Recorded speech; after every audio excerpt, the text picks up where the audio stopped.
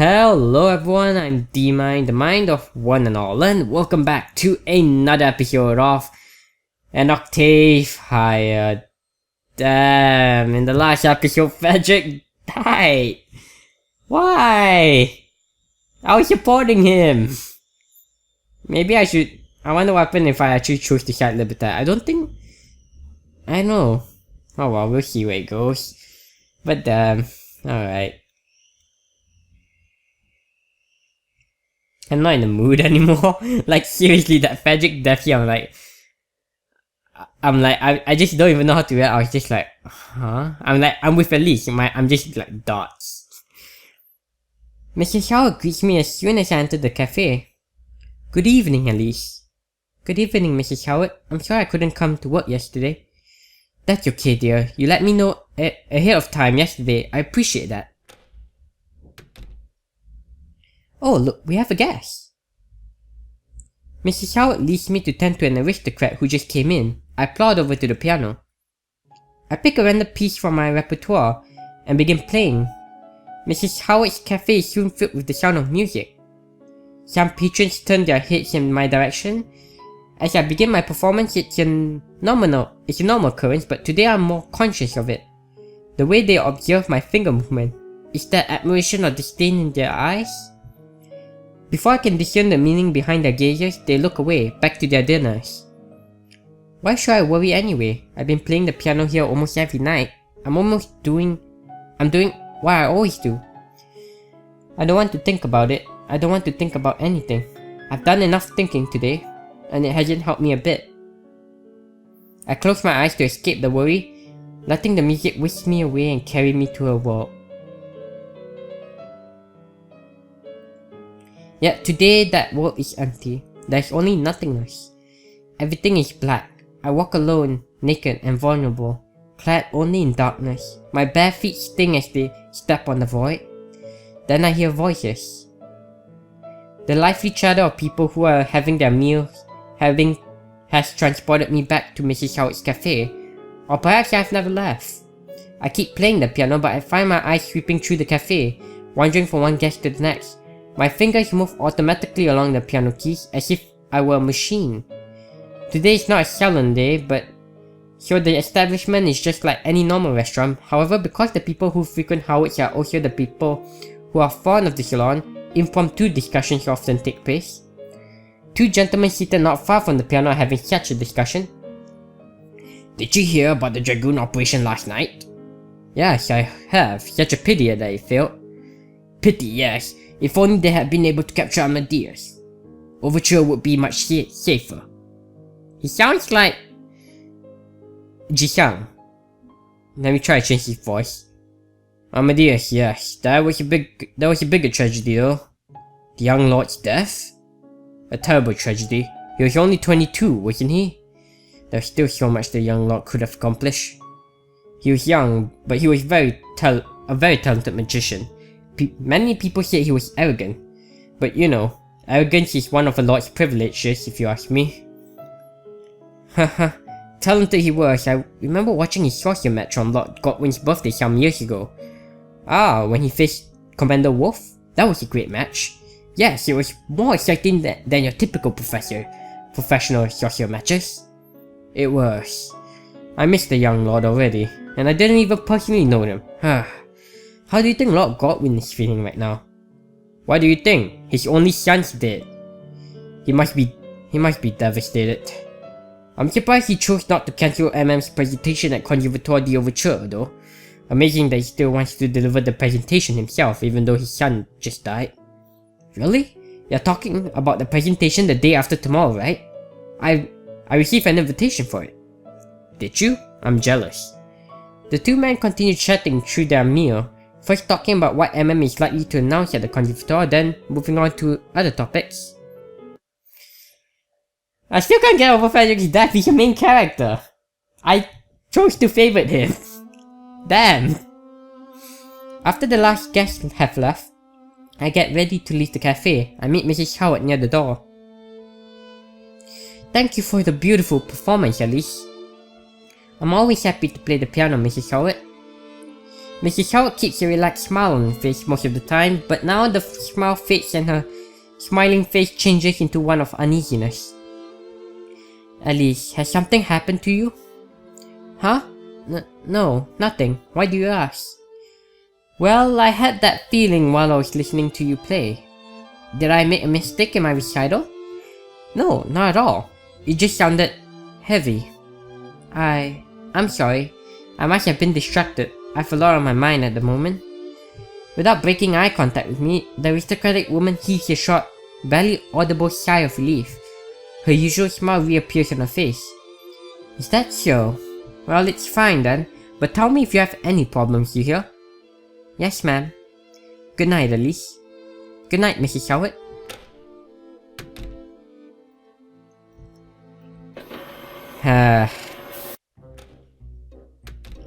Welcome home, Alice. Arita, why are you still up? More work? Nope. What are you doing? Waiting for you. What? Why? You've been sulking ever since we came back from the factory, so I've made it my mission to make you laugh. Wait, to make you laugh? I'm sleepy, Arita. Can I go to sleep? No, not before you laugh. Alice, knock. Who's there? It would be really mean and like, yeah, it'd be really mean of it. Every time she said Frederic, and then she's like, no, Frederic. Oh my god, that's so terrible. That's a terrible joke to put on someone, like when they lost someone and then you just say that. At least Shelly. Alright, at least it'll be funny if she said Frederic got win, then you're like, what? At least Shelly who? At least Shelly go somewhere? Not working? Yeah, that was a terrible joke. At least, why does William hate going to a construction site? Because construction workers always use his power to summon rocks. Not funny? I don't even get it. What is that supposed to even mean? Hate to go to a construction site because his power used to summon rocks. I don't get it. Not funny? Okay, I have more. Where do the compassionate people live? Up on the hill! Those puns are terrible, they're not even funny. What does this magical scientist say when he's in danger? Someone, please help me! Still no reactions? Were they that terrible? I swear I made Franz laugh with these jokes. Okay, let's try this next one. Alice, Liz. Why gets hot and wet when you blow it? Are we seriously going there? The wall that is summoned to block a wind magic spell. Ha ha ha ha. The wall that is summoned. Oh. Ha. Ha. Oh, you're laughing? I thought you were gonna be really hurt because that was the last spell Frederic casted to protect you. You just forced yourself to laugh, didn't you? Okay, she forced herself to laugh. I'm sorry, Arita, I'm just tired. Thanks for trying to cheer me up. Yeah, that last joke did... Like, seriously, the rock wall. At least what happened yesterday wasn't your fault. Try not to think about it, okay? Okay. But seriously, Frederic, I don't think Frederic needed to do that. He could have still tried to fight, like... Cause Jisang was injured, Alice was healed. You could combo magic, maybe? You could attack together, work in sync. I don't know. But no, you decided to just take it all on yourself. Damn it, Frederic. Why didn't you give... Like, I didn't even have a choice. Do I have a choice that could save Frederic? The last choice that I had was... all the way back then, when to either choose... Yeah, let me check my last choice. Yeah. The last choice I had was to join Frederic or not. I mean, yeah, Franz or not. So, unless that is the choice that could save Frederic, but they didn't even give me a choice that could save Frederic at that moment around there. Oh, damn. Okay. Well, get some rest, Elise. Good night. Thank you, Rita. Good night. I threw myself onto the bed as soon as I entered my room. I don't know what makes me so gloomy. Rita was as shocked as I was when she learned that Amadeus is really Franz, but she's now back in high spirits. Yeah, and she just Okay, so you told her that Amadeus is French, but she just casually say, oh yeah, this joke work for French, but then like, you know, just cool about it. Or maybe she's just trying to be cheerful for my sake. But situations are different. Nobody died to save her life. Huh. So I'm blaming Frederic for my selfishness now? I don't know what to do. I'm tired. If I go to sleep, will I know what to do tomorrow? Probably not. But I'll sleep anyway. This entire episode so far, ever since Frederick's death, it's just been like just sadness for me. Like I'm just empty. Monday 13 December AM 318. Another morning, same as yesterday, feeling neither energetic nor drowsy. The good thing is that I don't know if it was due to the fatigue or the effects of hearing Rita's terrible puns. I fell asleep pretty easily last night and slept until morning without being haunted by any memories. Well, I might have been. I don't know. I don't remember what I dreamt last night. I was just suddenly aware 1 second that I was awake, and here I am. My mind is a blank, whereas yesterday all kinds of thoughts flooded my head. The morning is the complete opposite. It is as if my brain shut down. I rise and toddle to the door. Rita and Alanis are standing near the front door and talking to each other. Are you going to the conservatory again today? Yeah, some final check to make sure that the demo unit works properly. Then I'll be at MM after lunch. Oh yeah, Franz wants to sabotage the whole presentation. No meeting with Lord Godwin? We'll meet with him, yes, but at MM, not his house. He said paparazzi have been hanging around his house after his son's death. I see. Well, have a good day, Rita. Okay, Mom. Please take care of Elise for... Rita stops mid-sentence when she spots me. Elise, good morning. Oh, good morning, Elise. Morning. You woke up early today. Did you have a good night's sleep? Yeah. Are you feeling sick? No. Elise, want some coffee? No. Are you sure? No. Which is it? No. Elise? No. What? Mom, Elise is broken. Well, I'll try to fix her. Why don't you go to work? Okay, Mom. Okay, bye, Mom. See you later, Elise. Later. It'd be funny if she takes it no. Elise, why don't you sit down at the table? I'll fix you up some breakfast. Breakfast. I scuffle over to our dining table and sit down. Here you go, Elise. Enjoy your breakfast. Oh, there's a plate of food in front of me. I pick up a square thingy from the plate, take a bite and put it back down. Tastes like toast. It is toast, right? It is toast, Elise. Oh. I look down at my plate, a poached egg and some slices of smoked chicken sausages sit alongside a slice of toasted bread. The toast has a bite missing. Alanis, the toast is missing a bite. Really? Alanis brings your palm to her face and says, Rita is right, you're broken. After breakfast, I sit idly at the table while watching Alanis get ready to open the clinic. Some patients are already waiting outside the examination room. Alanis calls the first patient. A 40-ish man enters the examination room. The door opens, a young woman comes out of the room, thanking her doctor. The next patient, an old woman, goes inside. What happened to the 40-ish man? More people come and leave. You're either forgetting people, leaving or entering, or you're hallucinating. More people come and leave. At least I need your help too. Why are you already sitting here? Are you waiting for lunch? It's still an hour before noon. Lunch? But I just had breakfast. Breakfast was 4 hours ago. Come with me, Elise. One of my patients is having a cold. I need you to cure him.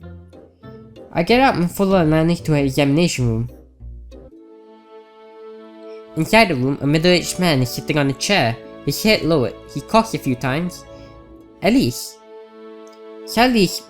Alanis suddenly raised voice startles me. Yeah? Her strong gaze pierces my eyes. For a few seconds she doesn't say anything, then in a soft but firm voice she asks, "Are you alert enough to cast a spell?" Yeah. You can't half-ass your compassion spell, at least. I know. Good. Smiling, Alanis points to the seated man. He has a cold. Can you cure him? Sure. I move closer to the man and touch his shoulder. The man jolts in his seat, lets out a small shriek and awkwardly resettles himself amidst another coughing fit. I let compassion fill my body before concentrating in my hand. Sickness be gone. Nullified. Nullified? The man coughing stops. He raises his head meekly, puts a hand on his forehead and stares at me glassy-eyed. Thank you. Alright. I guess cure is nullify compassion. Though I feel this transformed compassion wouldn't nullify make it worse, I know. Alanis asked the man, "How's your cold?" "I think I'm cured now." "Good. Next time you're sick, make sure you go to a physician." Sorry. "How are you feeling now?" "I'm fine, I think." "Really? That's good to hear. But I think you wouldn't be here if you were really fine. But don't worry, we've been making some progress these past few weeks. How's work?" Alanis starts interviewing the patient. The interview really is just normal conversation about what the patient does at home and at work, his relationship with people and things like that. But every so often Alanis jots something down in her notebook. During the whole conversation, Alanis smiles and speaks softly, almost like a mother talking to a child. The man on the other hand seems nervous. Not wanting to disturb the session, I begin walking to the door, but just as I make the first step, my eyes fall to an object in the corner. A piano. It's the piano I bought after working at Howard's for a year. I'm almost surprised to see it. My bedroom was too small for such a large instrument, so we decided to put it here. Excuse me. What is it, Alice? Do you mind if I play the piano? Alanis eyes the piano for a moment before asking her patient, "Well, do you?" No. That might actually be nice, I think." "Looks like you have permission, Alice." "Thank you." I sit at the piano. A deep breath, then another. Then I begin playing. The piano bursts into song. Alanis and the patient watch me play. For a while the man only stares blankly, then slowly a smile curls at his lips. "This music's very nice." "Haha, it is, I agree. But don't forget that you're paying they're paying my by the hour?" "What? Paying me by the hour, I think. Not my, but right." They resume their conversation while listening to my piano. Alanis is chatting with the man just as she did before, but something is different with the way the man speaks. For one, he's now less nervous.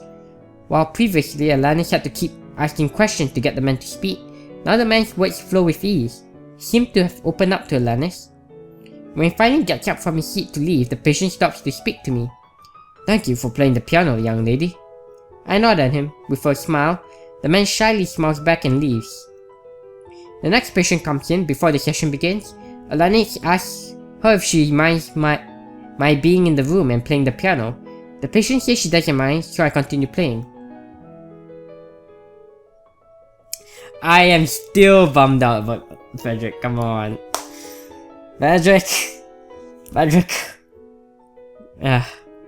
2 hours later, the last patient leaves. More patients may be coming later, but for now Alanis can take a break. "Feeling better?" "Huh? Oh, yes." "Are you sure?" "Yeah." "Alice, do you want to know something?" "What is it?" "My job is to talk with people and listen to their problems, right?" "Yes." "But they lie to me all the time." They do?"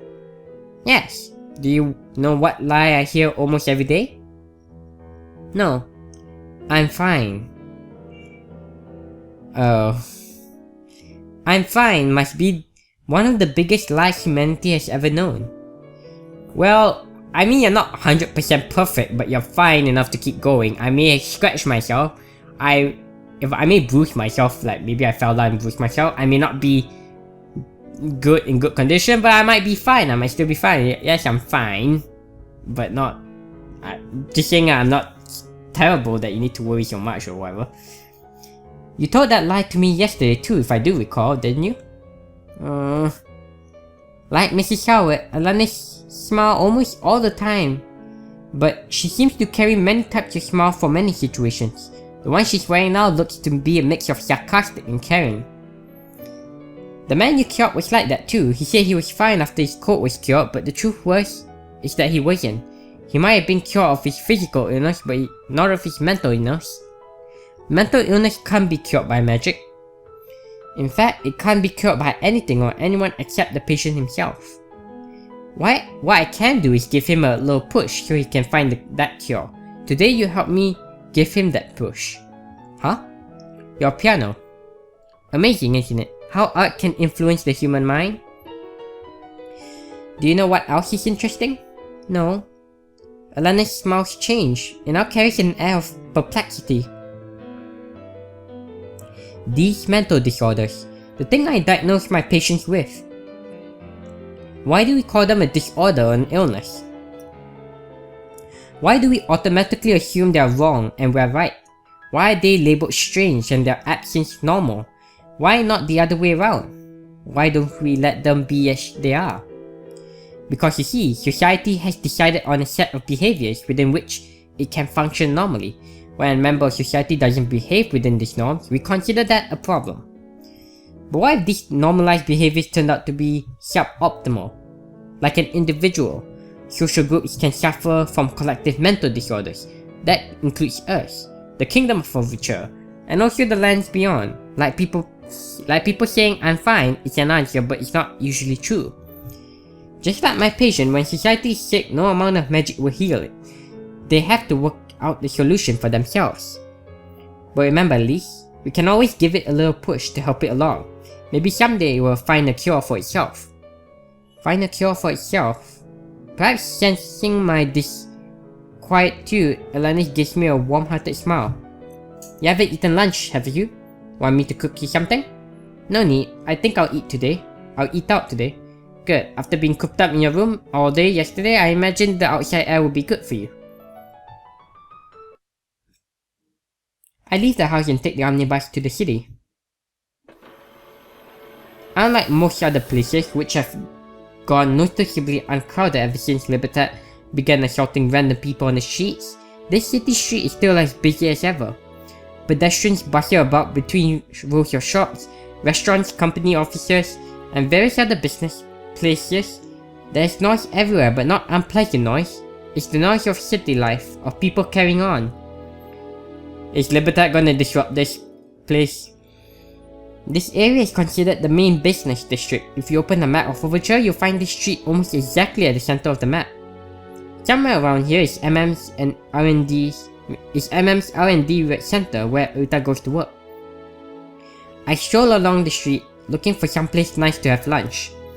After walking a few blocks, I find a small bistro that looks cozy enough and go inside.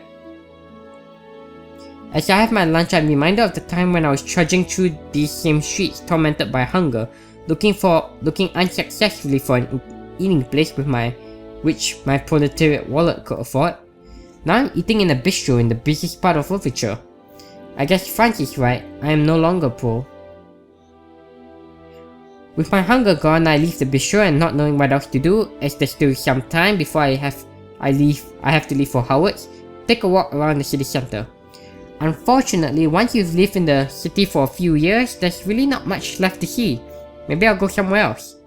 I've only just started looking for an omnibus stop when I bump into someone I know. Janice Wolf? Ah. Commander Wolf, good afternoon. Oh, it's you. Therese? It's Alice. That was pretty close though, I guess. Hahaha, sorry girl, I never try to remember names that aren't important to me. Well, at least she's honest, that's what I was about to say. You took the words right out of my mouth. She reminds me of Frederic. I heard he always forgot people's names too. Commander Wolf and Frederic were actually similar in many ways. Are you patrolling this area? Not really, just wandering around. Did you work somewhere nearby? No, I'm just taking a walk. Huh? Who'd take a walk in a boring place like this? You just said that's what you were doing. Hey, that's a good point. This is the first time I've seen Commander Wolf so laid back. Until now, I've only seen her on duty. I guess I've always pictured Commander Wolf as this scary policewoman. It's funny. What is? Did you remember when we first met? You were with Jisang al-Jabana, so I thought you were a Libertat member. And then your fake brother came and convinced me that you weren't. Yes, I remember. Now, he is the one who is in Libertat, the leader no less. It's too ironic. Oh, you told everyone, you told Rita and even the police and everyone else. Yes. Sorry for not telling you sooner. Hahaha, you had your suspicion, but you weren't sure yourself, were you? You must have been hoping that you'd been mistaken. Yes. How? Hey, are you bothered by what he told you that night? I mean, about how Joff, Godwin and MM are evil? Was he telling the truth? Hehe, what you think? Lord Godwin didn't comment on that after hearing my story, so it's probably true. Did he not? I remember he said, that's interesting. That wasn't exactly the denial I was looking for. Hahaha. Joff's like that. He couldn't care less what people think of him. So what Franz told me isn't true? Wolf smirks for a second, but then her face becomes serious. No, it's true. Everything he told you is true. I know cause I was already a close friend of Josh when he proposed that bill to Parliament. Oh, you were friends with Joff? She's talking about the bill that Lord Godwin proposed to Parliament about lowering minimum wage in exchange for employers' obligation to provide mana potions to their workforce. Franz said that it's the reason why the poor became so poor. Their wages dwindled while the mana potions they received were only enough to do their work.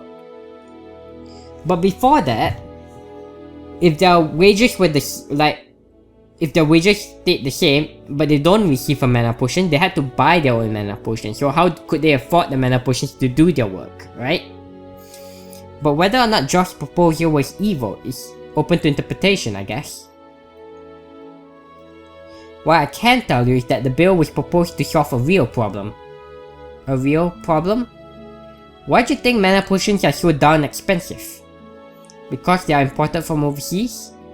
Wrong, girlie. It's true that we bring Temulawa, the plant used to make mana potions, from the Vipancha in the east, but that's not why they are expensive. On the contrary, because we practically steal them, they should be cheap, you understand? Steal? Well, exactly how we secure Temulawa is debatable, but there's a reason why the Vipancha like Jisang al-Shabana is with Libertat. It's not cause he's bored looking for excitement, I can tell you that much. I thought you hated Jisang, and I imagine you would sympathize with him. Well, the funny thing is that through battle, sometimes you come to understand your enemies. Remember when I told you that there were no good guys and bad guys on the battlefield? Yes. A weak smile appears on Wolf's lips, but soon disappears. Anyway, mana potions actually used to be very cheap. Not only because their native land was our colony, but also because our government was subsidizing mana potions to stimulate magic research. This was during the early days of magical science, back when magician wasn't yet synonymous with person. But as more people were capable of using magic, a problem arose. Suddenly, every fucker on the street was practically walking with a weapon in hand, and a deadly one at that. That's why there's a police? Obviously, we don't want to live in a society in which anyone can easily murder anyone else. Imagine a rogue magician suddenly going batshit insane in a school and casting fire on any student he sees. Not cool. Yeah, just like a gun in real life. Now there are several ways you could minimize the chances of that kind of shit happening. First of all, society self-regulates through social pressure. As you know, suddenly casting a magic spell or just the act of gathering your magic power for no good reason is frowned upon. If you put that shit on the street, you could get in trouble cause people don't like it. This has become one of the norms of everyday life, but that alone isn't enough. So back in those early days of magic, there were two things our government did. First was to recruit powerful mages as part of the police force and task them with keeping the city safe. The second was regulating mana potions. Weapons shouldn't be expensive, therefore magic should be expensive. Yep. Then don't subsidize them, I guess. The government didn't want citizens to have more mana than what was adequate to make their living and go through their daily life. Wait. The government didn't want to make they want citizens to have more mana than what was adequate to make their living and go through their daily life. Alright. So they removed government subsidies on mana potions and instead imposed heavy taxes on them. Mana potions became really expensive. People complained, but these regulations worked pretty well. That is until magic machines were invented and suddenly they had a problem. There was now a way to improve everyone's life with technology, but they were terribly expensive. Not only because the machines themselves were expensive, but also the mana needed to use them was expensive. And the fact that production of magic machines required a lot of mana, and you can see the breadth of the problem. It's little wonder that most of the early magic machine manufacturers didn't do well financially. Now you might think that the government could have just removed the taxes on mana potions, but they couldn't do that because it reintroduced the problem that the taxes were meant to solve. Right. Of course, the government could have also lowered the taxes instead of completely removing them, which might have worked, but Joff had a better idea.